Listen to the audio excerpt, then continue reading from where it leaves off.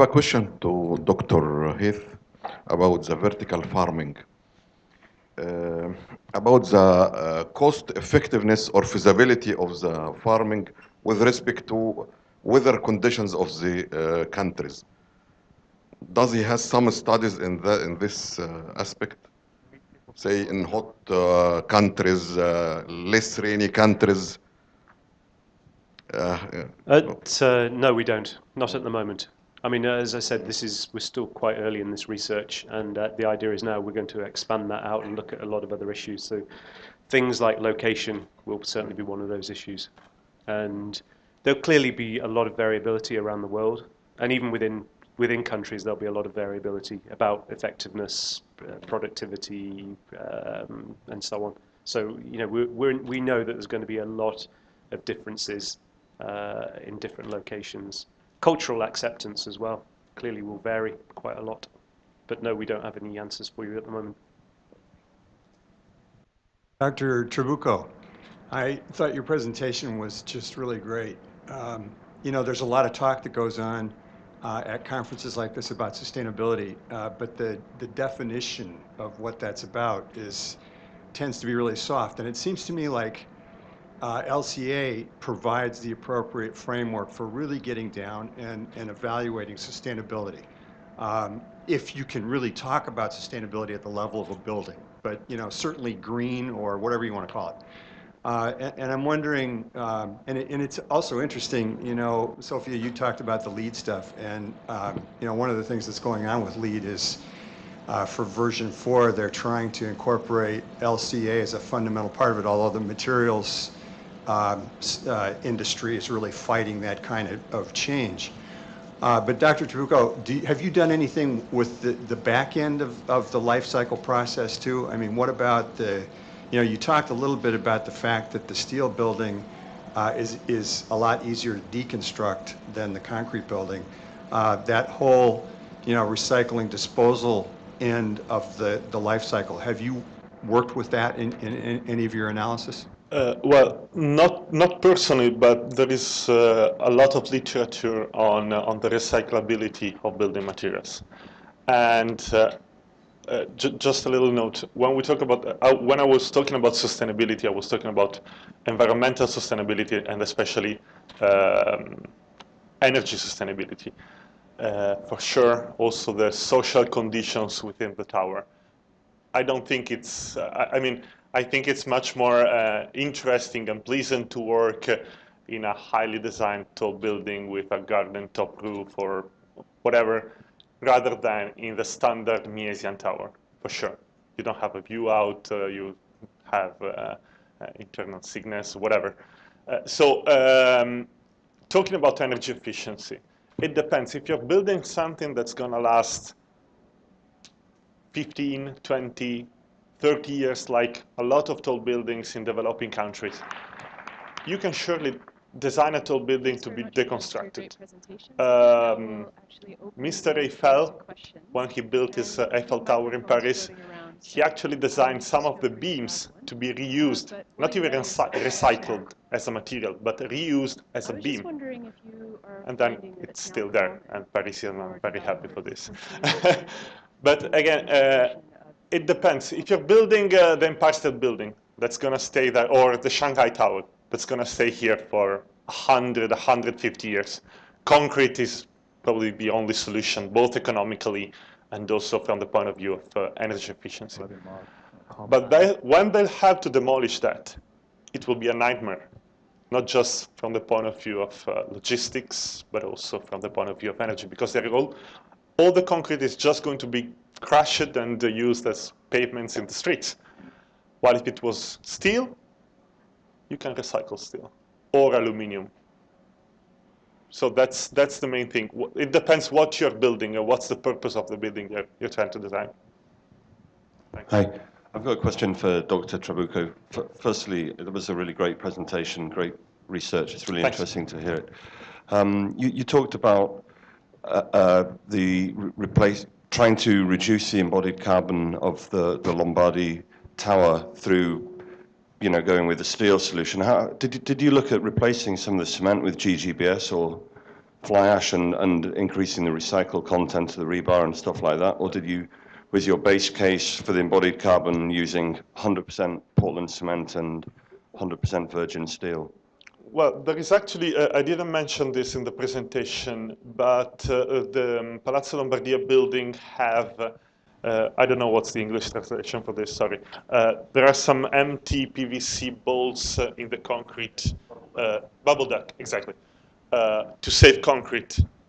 So that's a quite efficient solution in terms of use of building materials, because it can reduce the use of concrete up to 30%.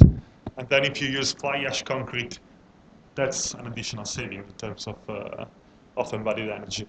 Yeah. Thank you.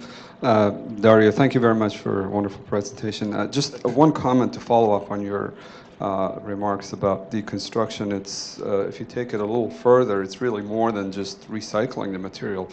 The act of deconstruction itself could take a tremendous amount of effort and energy, whether it's concrete or steel. Steel, you can undo the bolts, you can torch cut it or whatever. What do you do with a concrete building? You pour acid on top of it? You can't, you know, some of these super tall buildings, you cannot, I'm not an expert in this, but you cannot implode them either. I mean, there's just too much risk. And so like Dario, I've been an advocate for a long time of considering deconstruction as part of the design. Unfortunately, most designers, architects, and engineers haven't been thinking about this. Today is the second time I've heard this. I mean, I gave a presentation last year at this conference, and I suggest that this is an important factor. Dennis Poon in the other room gave a presentation earlier this morning. He also mentioned deconstruction. So luckily there's some awareness that is being created in terms of long-term, looking at sustainability very, very holistically rather than concentrating on energy or even just recycling the material. So it goes far beyond that. But a question, Dario, for you is I had a comparison, I think a slide that compared the energy consumption in producing 1 kilogram of concrete versus 1 kilogram of steel. Did you take that any further in terms of how much load can you carry with 1 kilo? I mean, it's a very difficult comparison. But if you have, for example, at least an example of a column that has to carry a certain load, how many kilograms of steel does it take to carry that load versus concrete? I mean, that would be probably a better comparison.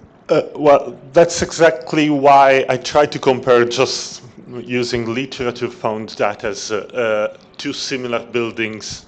One, the Palazzo Lombardia, and the other two with a steel structure. They are supposed to carry approximately the same loads, and the amount of steel that is needed to carry this load in terms of kilograms is absolutely lower than the amount of concrete. But as steel has a much higher embodied energy than concrete, the results of this very rough simulation is that the two structures will approximately have the same amount of embodied energy. So that's approximately the same for a 40-story tall building that size. What I would say is, given the theme of this particular session, wider thinking, how would Professor Dermisi talk about the real estate point of view of the types of buildings that Dr. Trabucco is talking about? And because it's the real estate, people involved in real estate who are making the decisions on building, on keeping buildings, on iconic buildings versus non-iconic buildings. And so I don't want to say that architects are powerless in this equation, but in the end they do not make the fundamental strategic decisions on whether to build, how to build, and what their goals are for building. So I think as part of this whole forum, it'd be a very interesting conversation between all three of you in terms of what's informing the decisions and then who's implementing the decisions. Because the architects implement the decisions, the real estate community, whether it's an institution, whether it's a private developer, whether it's a government, you know, sort of makes decisions. So I'd sort of like perhaps Professor Dermisi or Professor Trabucco to comment on that. I think in general the developer is, it's not the architect's fault. I know you blame the architects, but I would say it's the developer's fault. I'm not a developer, but yes, I think the bottom line is the developer's fault, and it really depends on how visionary the developer is and how much he wants to spend, and how big is his pocketbook. Certain developers obviously want to spend more money, want to make a more iconic building. They're more interested into that. And there are a lot of examples all over the world about developers. They don't care. They just want an iconic building. And some other developers are really focused on efficiency. Give me the building that is going to be highly efficient for me to sell it or flip it quickly. Or if I'm interested in an income-producing building, I want to keep it for 10, 15 years, just make it efficient. So I wouldn't say that it's actually the architect's fault. The architect is extremely pressured by the developers in terms of either making an iconic building, and the architect is more free there to be innovative in bringing a lot of different designs versus a developer who is really interested in what is my bottom line, how much I will need to pay for this. I want to make money out of this.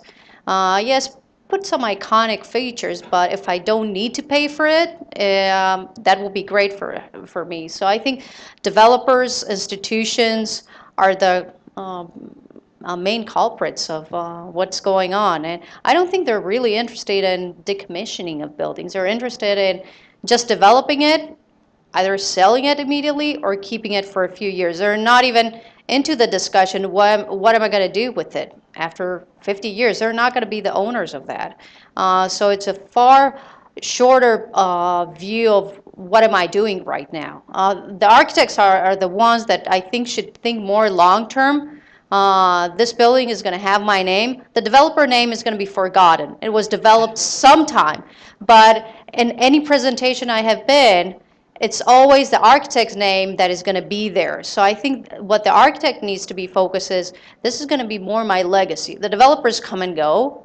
It was developed at some point, but the architects, you can see actually the architecture kind of like movement through time, how the architect has evolved and how much he can actually push back the developer in terms of efficiency, in terms of sustainability. And some developers are more willing and more accepting of this versus other developers. So I think it's the developer's fault in terms of what product is out there, but the architects need to be cognizant of this is going to be out there for 50 years. Maybe the developer is not going to be around for 50 years to see this product. He's going to move on. And it's always the real estate market, the real estate perspective of I'm in and out very quickly.